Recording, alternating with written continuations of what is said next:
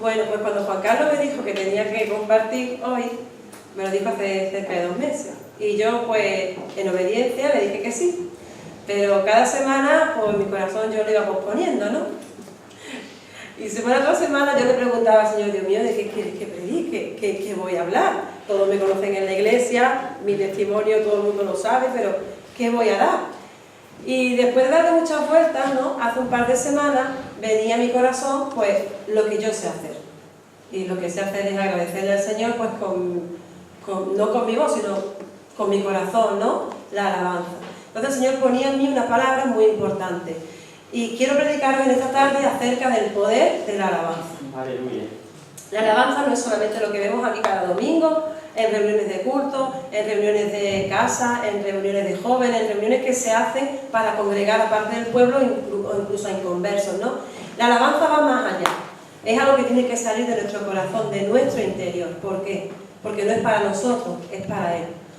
Entonces el Señor ponía este sentido en mi corazón y a raíz de aquí se desarrolla la prédica que tengo para vosotros y para mí la primera de esta tarde. Bien, voy a hablar de Hechos de los Apóstoles, el capítulo 16, del 16 al 38. Pero vamos a ir desglosándolo y aún no voy a tocar la palabra porque voy a dar una pequeña introducción. Yo le preguntaba al Señor cómo desarrollar la palabra. Es cierto que he estudiado ISTEN, que en ISTEN nos han enseñado cómo desarrollar un bosquejo, hacer un bosquejo, poder preparar una prédica, pero cuando tienes que ponerte realmente aquí es mucho más difícil, ¿vale? Entonces yo le decía al Señor, Dios mío, ¿cómo empiezo y por dónde empiezo? Y me venía a la cabeza este pensamiento, que Dios es perfecto y que Él al principio, el mundo estaba desordenado, Él primero lo ordenó. Entonces el Señor ponía en mi corazón orden. El primer punto, como Dios es un Dios de orden y perfecto, es como digo, el mundo estaba desordenado y Él puso orden. El segundo punto es que la humanidad estaba perdida y mandó a su Hijo a morir por cada uno de nosotros.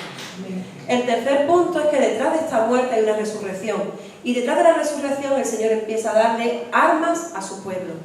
Estas armas son la palabra de Dios, el Señor nos deja su palabra, nos deja el santo nombre de su Hijo Jesucristo, que por mediación de su nombre echamos fuera demonios, declaramos sanidad y hacemos muchísimas cosas siempre basándonos en el nombre de Jesús.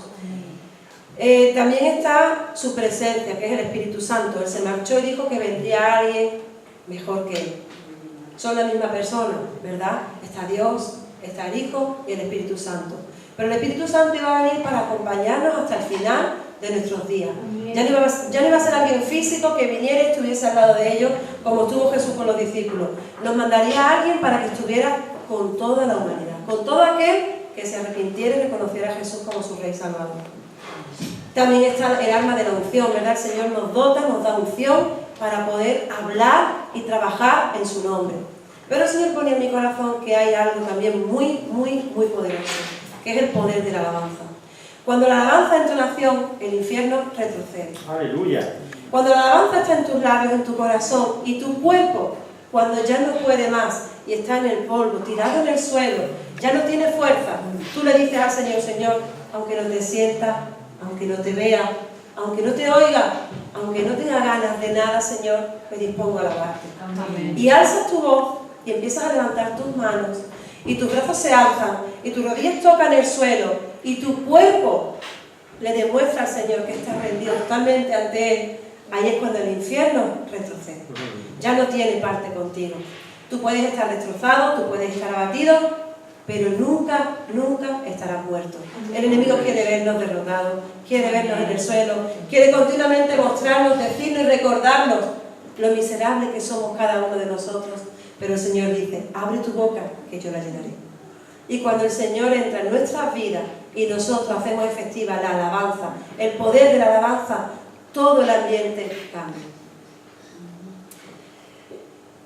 Vamos a ver un poco más adelante cómo Pablo y Silas, ¿vale? En su segundo viaje misionero llegan a un lugar en el que por llevar el Evangelio son presos. Pero no son presos de cualquier forma. Eran personas que simplemente estaban hablando de Dios y en aquel momento, como veremos ahora en la palabra, lo que hicieron fue sacar un espíritu de adivinación de una joven que estaba endemoniada. Y por aquel acto fueron encarcelados. Muchas veces tú y yo, por miedo, por vergüenza, quizás por rencor hacia algunas personas, no somos capaces ni de abrir la boca para decirle a las personas que nos rodean: Cristo vive. ¿Te estás muriendo? Dios tiene una palabra de aliento para ti. Tu vida no tiene sentido, el Señor está contigo, Él vive. Y muchas veces no somos capaces de hacer esto. Sin embargo, Pablo y Silas fueron obedientes.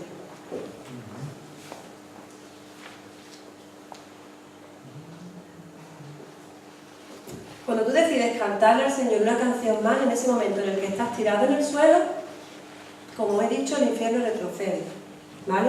Pero en esos momentos cuando le decimos al Señor: Dios mío, ya no puedo más, sé tú en mí, porque mis fuerzas se agotan, mi mente no da para más. Incluso hay momentos en los que puedes pensar: ¿qué hago cantándole al Señor si lo que tengo ganas de morirme? Si mi vida no tiene sentido, si esto que estoy viviendo es para nada. Pero el Señor no te dice en ese momento: sí, hijo mío, recréate en tu dolor. El Señor te dice: levántate y adora. Adórame a mí, que soy el que te da la vida. Y yo vendré por tu alma. No cuando tú lo decidas, sino cuando yo lo vea conveniente. En ese momento, cuando tenemos que alzar nuestras manos de nuevo, como he dicho al principio, sin fuerzas, no importa. Levanta una mano, levanta el brazo, pon tus rodillas en el suelo y alaba y glorifica el nombre del Señor. Porque en medio de la alabanza tiene poder. Él va a hacer cosas. Muchas veces por desconocimiento no la usamos. Pensamos que solamente es para cantar, como he dicho al principio. Y no es así. La alabanza es para ti y para Él. Para que tú se la dediques a Él. Y es cuando el Señor empieza a obrar en tu vida y en la mía. Amén.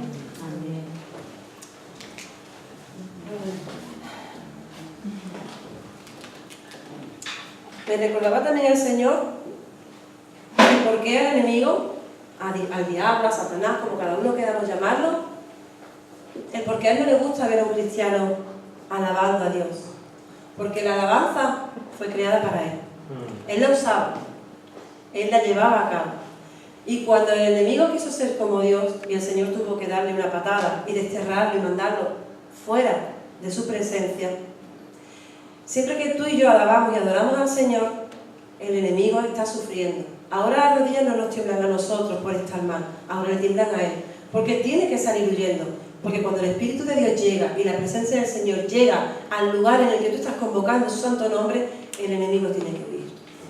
Así que el Señor me mostraba que Satanás no puede estar delante de su presencia. Por eso Él nos dice continuamente: alaba y adora mi nombre. Porque donde yo estoy no puede estar la oscuridad. Y Él quiere verte derrotado, quiere verte llorando, quiere verte afligido, pero mi presencia es mayor y yo vengo a darte victoria. Amén. Vamos a empezar en la palabra, vamos a ir leyéndolo y vamos a ir desglosando cada versículo. Quiero que aparte de leer la palabra podamos traerlo a nuestro día de hoy, a nuestra vida, ¿vale? Al presente. Vamos a hablar no de una historia, no de un cuento, no de una fábula, vamos a hablar de una realidad que si a Pablo y a Silas, que eran personas como tú y como yo, les sirvió, a ti y a mí en este día también nos puede servir. Entonces empezamos, dice el Señor: aconteció que mientras íbamos a la oración, nos salió al encuentro una muchacha que tenía un espíritu de adivinación. Al principio dice: aconteció que mientras íbamos a la oración. Aquí nos está mostrando que no había una sinagoga, no había un lugar físico donde pudieran reunirse, porque seguramente no habría un número de varones para poder levantar esa iglesia. Entonces había un lugar en el que ellos se reunían. Había un grupo de mujeres, un grupo de personas que se apartaban de un lugar, y Pablo y Silas ya lo conocían, aun habiendo llegado él temprano. Llegó y fue a buscarlo, ¿vale? Y dice que se encontró con una muchacha que tenía un espíritu de adivinación. La joven era esclava de sus amos. O sea, creo que este texto lo hemos leído todos, ¿no? ¿Hemos leído todo este texto? ¿Sabemos de qué estamos hablando? Sí, ¿verdad? Entonces, estamos viendo que hay una joven que está poseída por un espíritu de adivinación y que pertenece a unos esclavos, ¿vale? Cuando esta joven empieza a molestar a Pablo y a Silas día tras día, Pablo pasa un poco de ella los primeros días, pero llega un momento en que se cansa. Y es cierto lo que estaba diciendo, porque decía: está siguiendo a Pablo y a nosotros. Daba voces diciendo: estos hombres son siervos del Dios Altísimo, quienes os anuncian el camino de salvación. Satanás estaba diciendo algo que era cierto, pero sabemos que la verdad y Satanás no van de la mano, ¿verdad? Satanás tenía un plan. Estaba usando a esta joven para decir que venían anunciando un plan de salvación. Estaba hablando de que hablaban por boca de Jesús, pero estaba claro que el plan de Satanás no era este. No era que la gente que había alrededor creyera, diera su paso de arrepentimiento, de fe y se consagrara. El plan de Satanás era acabar con ellos en la cárcel.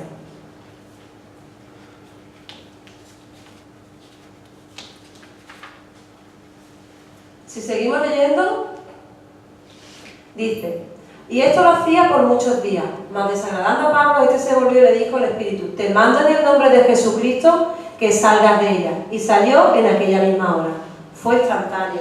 ¿Por qué? Porque, como hemos dicho al principio, el nombre de Jesús tiene poder. Y Pablo sabía cómo usarlo. Pero viendo sus amos que habían salido, la esperanza de sus ganancias, prendieron a Pablo y a Silas. ¿Qué ocurrió? Vamos a imaginarnos, ¿vale? Esta joven le está dando dinero a sus amos. Cuando tú sacas el espíritu de adivinación del cuerpo de esta joven, la parte económica se va. ¿Qué ocurre? Que se había acabado. Ya no le servía para nada. Entonces era tal la desesperación de estos amos que ¿qué hicieron? Buscaron que Pablo y Silas fueran condenados. Pero no una condena normal, los mandaron a la cárcel, como si fueran criminales. No habían hecho nada, ¿verdad? Hoy día hay muchas personas que buscan, en el mundo, buscan la adivinación de las estrellas, ¿verdad? Nosotros, gracias a Dios, no tenemos que consultar a las estrellas, consultamos al Dios que creó las estrellas. Consultan leer la mano, ¿vale? Nosotros, gracias a Dios, no tenemos que leer la mano, consultamos al Dios que hizo la mano. Y muchas otras cosas más que nos llevan en el mundo inconscientemente a buscar lo que para nosotros ya es real. Porque Isaías dice en su palabra que nuestro futuro es un futuro de gloria y esperanza. Por lo tanto, no tenemos que salir ahí fuera a buscar lo que otros están buscando en el mundo.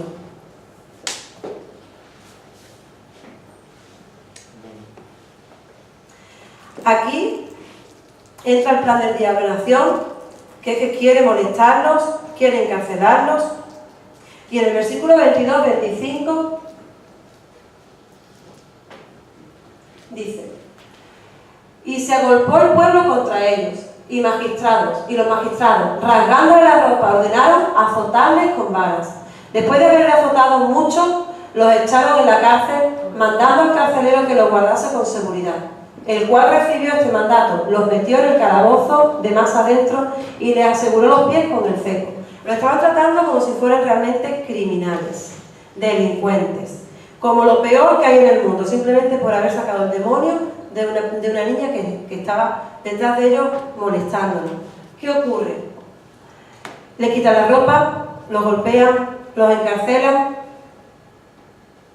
y ellos no habían hecho nada, ¿verdad? Vamos a imaginarnos un poco la situación de Pablo y Silas. Yo me imagino que le dijera a Pablo en ese momento: Silas, hay que ver dónde hemos acabado. Y todo por sacar el espíritu de la niña, ¿no? Y Silas le dijera: pues sí, Pablo, hay que ver el marrón que nos estamos comiendo hoy, con lo bien que estaría en mi casa, con mis coleguitas, de cena, de marcha, ¿verdad? Podrían haberle dicho eso. ¿Esa fue la actitud de ellos? No. Seguimos. ¿Qué dice? No, el anterior 25. Pero a medianoche, orando Pablo y Silas, cantaban himnos a Dios. ¿Qué estaban haciendo? Cantando. ¿Se estaban quejando? No. ¿Le estaban diciendo: hay que ver dónde me has traído el marrón que me estoy comiendo por tu culpa? ¿Qué has hecho? Eso hacemos nosotros muchas veces.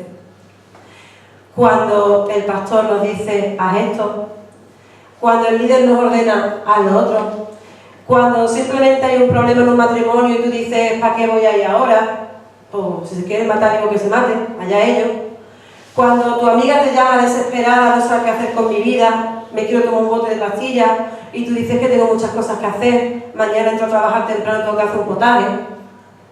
Hacemos nosotros eso muchas veces, ¿verdad? Quizás miramos para un lado. Pues ellos no lo hicieron.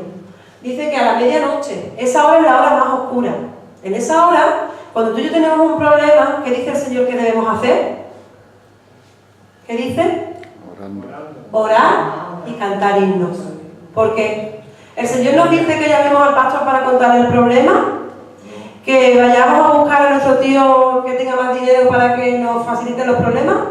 El Señor nos dice, no sé, el Señor no nos está diciendo eso, ¿verdad? El Señor nos está diciendo que a la medianoche, ¿ellos qué hacían? Oraban y cantaban. En ningún momento hubo queja en sus labios. Seguramente estarían asustadísimos porque estaban en un lugar en el que no había luz. Y se encontraban seguramente con miedo. Pero su actitud, ¿cuál fue? Ellos vinieron con un propósito, que era traer el Evangelio. ¿Y su actitud cuál fue? Orar y cantar. Sin saber lo que Dios iba a hacer después con ellos. Porque vemos un gran milagro, pero no sabía qué iba a hacer Dios con ellos. Sin embargo, ellos optaron por orar y cantar. Seguimos. Entonces sobrevino de repente un gran terremoto, de tal manera que los cimientos de la cárcel se sacudían. Y al instante se abrieron todas las puertas y las cadenas de todos se soltaron. Despertando el carcelero y viendo abiertas las puertas de la cárcel, sacó la espada y se iba a matar, pensando que los presos habían huido. Imaginaros el chaparrón que le iba a caer a este hombre. Porque él era el encargado de que esos dos presos estuvieran en el rincón más hondo de la cárcel, enganchados con grilletes en los pies, porque eran como unos asesinos tremendos que había que tener allí custodiados. Y ahora este hombre ve que aquello tiembla, que no hay luz, que las puertas se han abierto, y ¿qué puede pensar el carcelero? Madre mía, la que me viene encima. O mejor me mato. O los presos me matan para salir de aquí corriendo, o cuando vengan las autoridades me matan porque no he cuidado de estas personas. Pues muchas veces nosotros hacemos lo mismo. Cuando nos vienen los problemas pensamos mejor tirar la toalla, es mejor morirme, es mejor quitarme la vida, es mejor no hacer nada. Sin embargo, ¿qué le dice Pablo?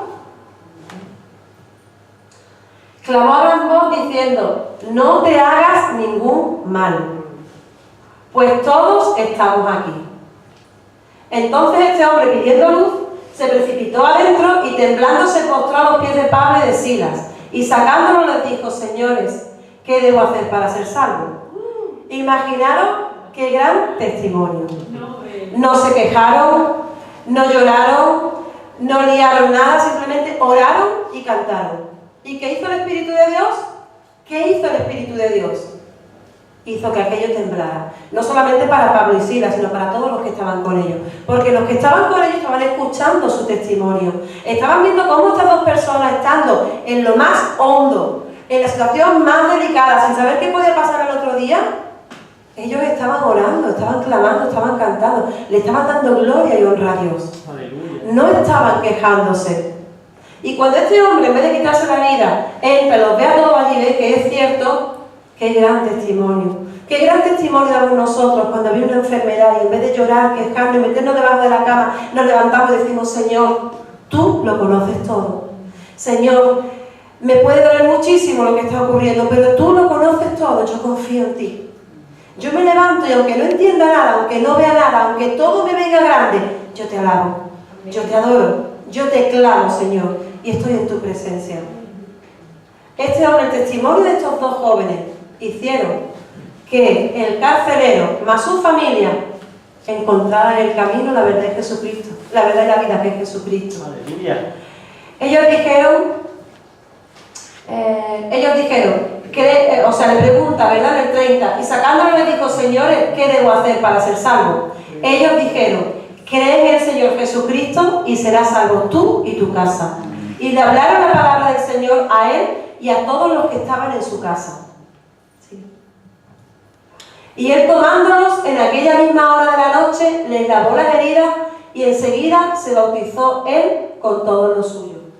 No bastó solamente el que viera que Dios estaba con ellos. No hizo falta nada más para que ellos dieran su paso de fe y corriendo quisieran ser bautizados, porque sabían en quién habían creído. De verdad, tu testimonio y el mío es muy importante para que otra persona pueda acercarse a Cristo. No podemos decirle: Cristo viva y estés viviendo en derrota.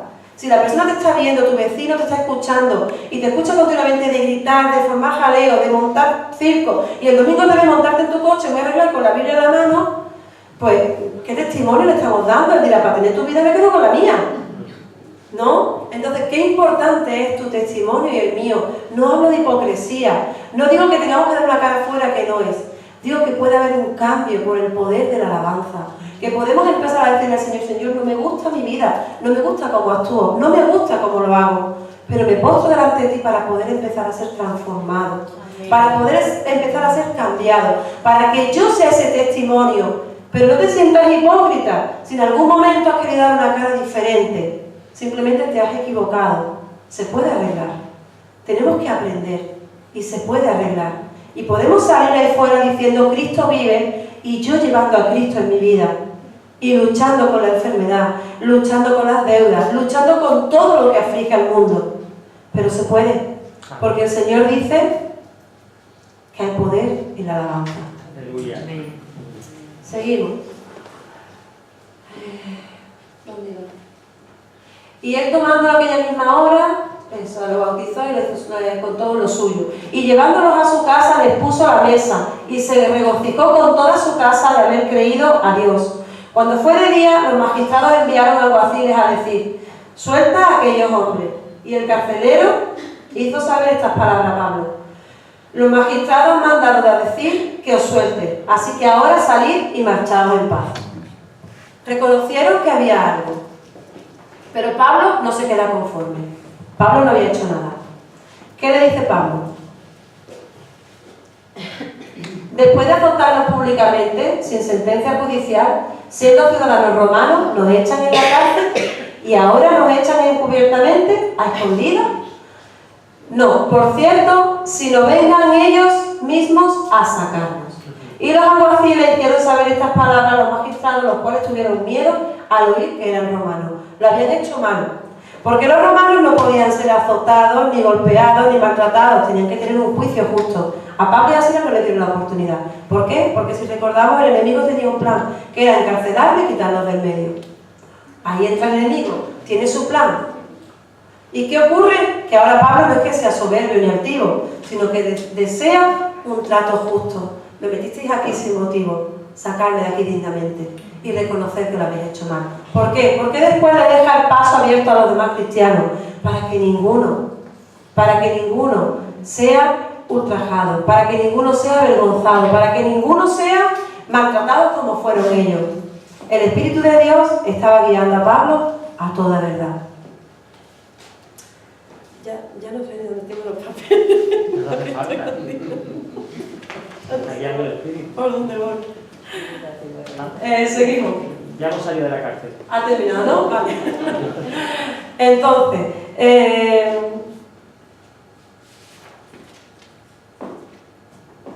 ¿qué venía a mi corazón preparando la prédica? Por ejemplo, el testimonio tan fuerte que hemos vivido con mi padre. Voy a contarlo muy breve, porque creo que puede tocar el corazón de algunas de las personas que estamos aquí y entender el por qué hay que orar y alabar al Señor en medio de la prueba.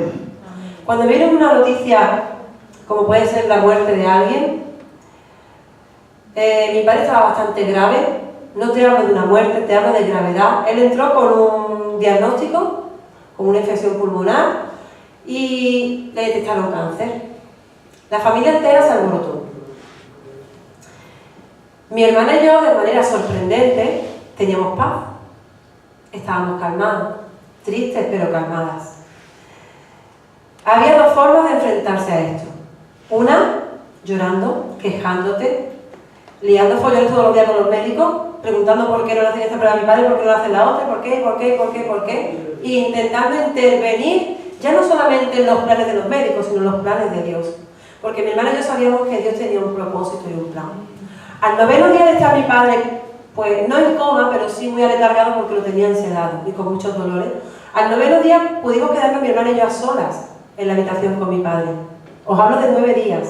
9 días de angustia, de incertidumbre, de no saber qué ocurre, de si el médico te dice la verdad o no te la dice, pero nosotras seguíamos orando y cantando al Señor. Y le decíamos al Señor, Señor, tú lo sabes todo.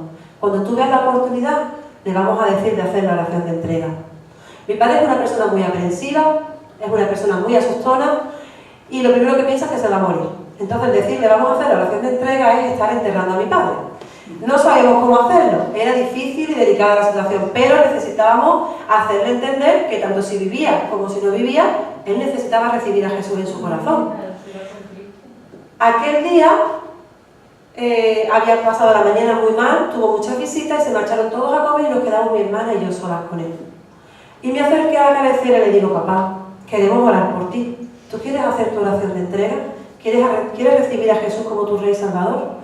Y con su cabeza me dijo que sí, porque cuando hablaba, aunque fuese muy leve, se asfixiaba y le daba la tos y empezaba a dolerle todo. Entonces nadie quería hacerlo, pues alterar su estado, su ritmo cardíaco, ni respiratorio. Él dijo que sí con su cabeza, entonces yo le dije, voy a empezar a hacer una oración, te la voy a hacer en susurro, tú repítela, papá, pero decláralo con tu boca, porque con el corazón se cree, pero con la boca se declara para salvación. Y él empezó a declarar y hacer su oración de entrega. Se arrepintió de sus pecados, de todo lo que había hecho mal. Yo mencioné algunos pecados que conocía de él y los que no conocía le dije, papá, tú lo sabes, numéralo, díselo al Señor, porque el Señor quiere perdonarte. Justo cuando terminamos de hacer la oración de entrega, mi hermana recibió una palabra y era la del Valle de los Huesos Secos. Empezamos a orar y a leer la palabra en voz alta. Imaginaros, había una cama justo al lado y había un hombre acostado en la cama y no creía en Dios. Y mi hermana y yo empezamos como dos locas a leer la palabra y a orar. Yo recuerdo que decíamos, mientras ella leía la palabra, yo lo que iba escuchando de ella, yo iba orando. En el nombre de Jesús yo le hablo a esos huesos secos. Y te levantas en el nombre de Jesús. Y músculos, tejidos, huesos, todo es levantado. Y tú recobras nuevas fuerzas como las águilas. Y el hombre corrimos la cortina y estaba en silencio. Mi padre nos miraba como diciendo, estas dos están fatal, pero son las que me cuidan, ¿qué voy a hacer? Pues las aguanto. El pobre hombre ya está. Pero escuchó la palabra y no cayó en saco roto. El hombre de la cama de al lado, justo el otro día, cuando yo me quedé allí con mi padre, le pude decir que éramos cristianos, que creíamos en Dios, que disculpara si nuestra fe lo había ofendido, pero que necesitábamos declarar con nuestra boca lo que queríamos que Dios hiciera en la vida de mi padre. Pudimos regalarle una Biblia a este hombre, no sé si la leería, no la leería, pero no solamente estábamos orando por la salvación de mi padre, le estábamos dando la oportunidad también a él. Amén. De que escuchara. Amén. Y ya solamente quedaba si quería creer o no creer. Ese hombre salió del hospital, era más joven que mi padre, no sé qué habrá pasado con él, pero lo que sí os digo es que un mes y medio después mi padre salió por sus pies del hospital. Y su diagnóstico era muy malo, muy malo. Un cáncer muy avanzado, una situación muy delicada, una infección muy grande que se complicaba unas cosas con otras, y mi padre salió por su propio pie del hospital. Nosotros creímos, nosotros clamamos, nosotros oramos, tristes, sí, pero confiando en que el Señor tenía un plan aún mayor para él. El hombre estaba al lado. Orábamos y clamábamos. Mi padre recibió a Jesús en su corazón. Como mi padre camine hoy o no camine, ya es cosa de él, no podemos hacer más. Pero esa angustia que te lleva a ver que la vida de tu padre se puede ir, se te puede escapar, en mi hermana y en mí no estaba. El resto de la familia estaba muy tranquilo. La quimioterapia no sabía si llegaba o no llegaba. Le hicieron 2 biopsias y iban a por una tercera. Cada vez que le hacían una prueba, él sufría. Allí aquello estaba desmadrado. Todo el mundo decía, pero hablar con los médicos, hay que arreglarlo. Si mi familia ve este vídeo, sabrá que no estoy mintiendo y que es así. Sin embargo, mi hermana siempre decía, el Señor tiene el control. Dios tiene un plan para todo esto. Y Dios le hablaba a ella en oración y le decía, tranquila, confía, todo pasará. Mi padre salió del hospital. Hoy puede hacer 1 año y algo que ya está fuera de peligro, con su tratamiento. Su vida yo no sé cómo la está llevando a nivel personal, pero como os digo, esto ya es cosa de él. ¿Por qué os cuento este testimonio? Porque podíamos haber estado como el resto del mundo, llorando, desesperados. Sin embargo, no me hizo falta decirle a todo el mundo, orad, que lo agradezco porque sé que la iglesia se movilizó. Pero yo sabía en quien yo confiaba. Yo sabía que Dios me iba a escuchar a mí y que en el momento más oscuro, en la medianoche, como dice la palabra, en el peor momento, yo no tenía que buscar a nadie. Solo tenía que encerrarme con mi Señor. Amén. Y decirle, Dios mío, aquí estoy. Amén. Yo soy tu hija, pero Él también. Él te ha reconocido, Él te ha aceptado en su vida. Si se marcha, gloria a Dios, va contigo. Si se queda, Señor, dale la oportunidad de conocerte como te conozco yo. para que cuando vengan momentos difíciles a su vida, Él pueda doblar sus rodillas y clamarte a ti y reconocerte a ti. Pues este es el testimonio de mi padre. Hay muchos testimonios más que podíamos contar, pero el tiempo se acorta, o sea, se acabó. Y lo último que quería hacer es, si me permitís, vamos a orar al Señor, a darle las gracias por este día, por esta palabra, por su presencia. Vamos a pedirle que arranque de nosotros todo lo que estorba, todo lo que está mal, que nos enseñe a buscar su presencia, que nos enseñe a orar, que en la hora más oscura nos podamos encerrar con Él y creer y confiar que Él nos está escuchando. Y por el poder de la alabanza, el mundo se moviliza. Y nosotros somos sus hijos. Tenemos derecho a ese beneficio que Dios tiene para ti y para mí, a esa bendición. Es un regalo, ¿vale? Así que te voy a animar a que cierres tu ojo. Vamos a salir, vamos a hacer un círculo y lo vamos a hacer así. Vale, venga, vamos.